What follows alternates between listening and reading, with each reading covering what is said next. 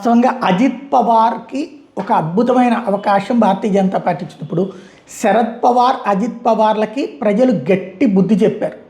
వాళ్ళిద్దరు బ్రతుకు బస్టాండ్ చేసేశారు. టోటల్ ఎలక్షన్ రిజల్ట్స్లో అతిపెద్దదైనటువంటి క్రైసిస్ ఏదైనా ఉంది అంటే వాళ్ళదే అని చెప్పాలి. ఓవరాల్గా బీజేపీ 1441 స్థానాలు గెలుచుకుంటే, శివసేన 408 గెలుచుకుంటే, ఎన్సీపీ 164 గెలుచుకుంటే, కాంగ్రెస్ 317, ఎన్సీపీ అజిత్ పవార్ది అనమాట. శివసేన ఉద్ధవ్ థాక్రే గ్రూప్ 154 గెలుచుకుంటే, ఎంఐఎం 125 గెలుచుకుంటే, ఎన్సీపీ శరద్ పవార్ 36కి పడిపోయాడు, ఎంఎన్ఎస్ 13కి పడిపోయాడు.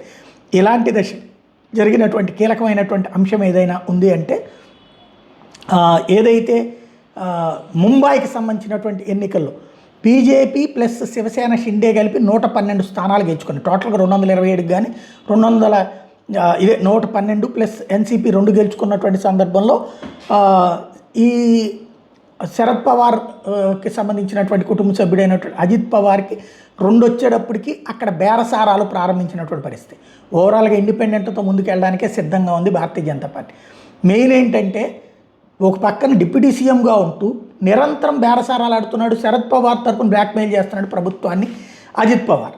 ఇప్పుడు కరెక్ట్గా ఎలక్షన్ దగ్గరికి వచ్చి బీజేపీని పక్కన పెట్టేది శరద్ పవార్ పార్టీతో కలిసి పొత్తు పెట్టుకుంటే ఇద్దరికి కలిపి షాక్ ఇచ్చారు పబ్లిక్. కేవలం 2 సీట్లే వచ్చినటువంటి సిచ్యుయేషన్.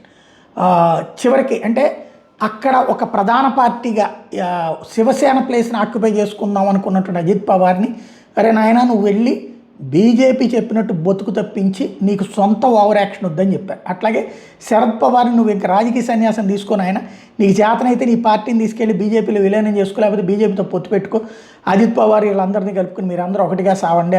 ప్రియా సూలేను అజిత్ పవార్కి ఇద్దరికి ఏదో ఒకటి పదవి ఇక్కడ ఆయన డిప్యూటీ సీఎం అమ్మాయికి ఏ కేంద్ర మంత్రి ఇస్తే పోతుంది, మీరు ఇల్లటి కలవండి, మిమ్మల్ని మేము ఇంకా నమ్మలేము అన్నటువంటి విషయాన్ని తేల్చి చెప్పినట్టయింది మహారాష్ట్రలో.